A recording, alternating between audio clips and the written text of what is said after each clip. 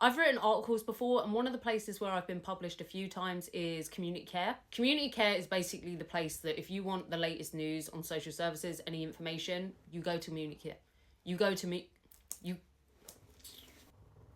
to Community Care. I'm really proud of this article and I'm going to be reading it off my daughter's phone. I really need to wear my glasses, but like the ring light in it is just annoying me, so I'm going to do this without them, but I kind of need them. So this article I wrote is titled Why Social Workers Need to Show Children They Care. This was published 2 years ago, and I do have this really horrible reading telephone voice, so bear with me. The first time I felt like a social worker cared about me was when I was 15 years old. I'd already had 6 social workers at this point. With a high turnover of staff and even higher caseloads, I wasn't surprised that most of these professionals didn't know me that well. In one of my review meetings, I was asked by my independent reviewing officer what my hobbies were. No one had ever asked me that question before, and after a minute of thinking, my mind landed on tennis. I had never played tennis before, but I'd seen plenty of matches on television. The following week, my social worker visited me at my foster placement, armed with a tennis racket she'd bought especially for me. She took me to the tennis courts fortnightly and taught me basic techniques to improve my skills.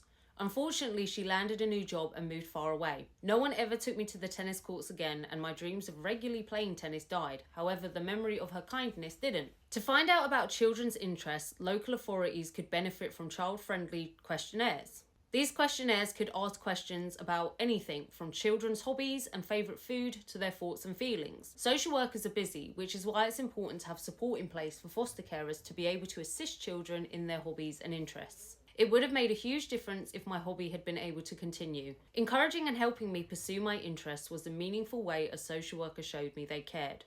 It gave me something to do on a Saturday and helped me to meet new people who became friends. Another way professionals can show they care is keeping in touch with children regularly through phone calls, video calls, and letters. Conversations with the children shouldn't only focus on the serious stuff like education, upcoming review meetings, and health needs. They should also be real conversations about how the children are feeling or what they did that week.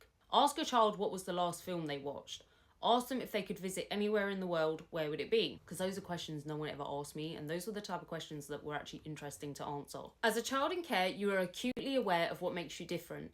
Focus on the things that make us feel like normal kids. Even small things like remembering a child's birthday and sending them a card, or acknowledging a significant date in their lives can make a huge difference to the child and how they feel cared for by social services. It shows the child that they are worth remembering, that they are worth a birthday card, especially when some do not have parents or other family members in their life to do these things. Social workers can show they care by listening to children in care and care leavers and encouraging them to have a say in their present and future. One way is to encourage children to join their review meetings and have the confidence to speak out and not let their ideas get brushed aside as they so often do. If a social worker is leaving, a proper goodbye should be organised.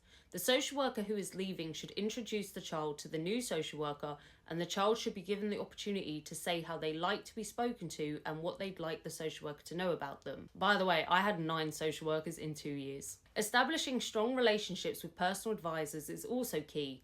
I and many care leavers I know didn't meet our personal advisors until a week or 2 before we left care. It would have helped to meet them at a much earlier stage. I was asked to attend a social work training meeting to speak about my experience of homelessness and child exploitation. This was an amazing opportunity for me. Not only did it help me work on my public speaking skills and gain confidence, but I felt I was really being listened to. Knowing that social workers wanted to hear from a care experienced person showed me that the team was serious about making changes. During the training session, I focused on the effects of trauma. I had 6 foster placements over a 2-year period, which left me with rejection, trust, and behaviour issues.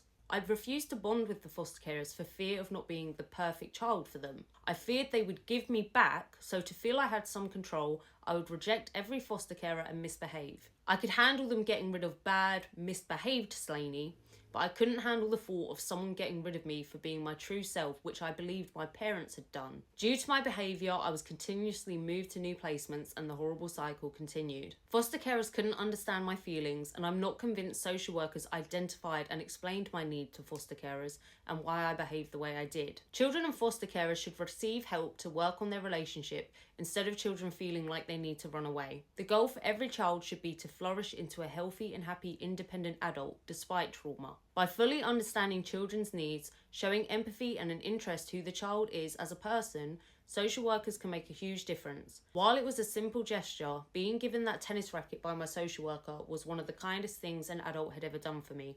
And 11 years later, I still remember the happiness and gratitude I felt. And that is it. I hate reading from a phone like I lost the butterfly. I hate reading from a phone like that because I feel very like this is why I don't script my videos. I feel very and then this happened and then this happened. But I hope you liked it. I've got some more articles about foster care that I've had published before. So if you're interested in hearing about those, let me know.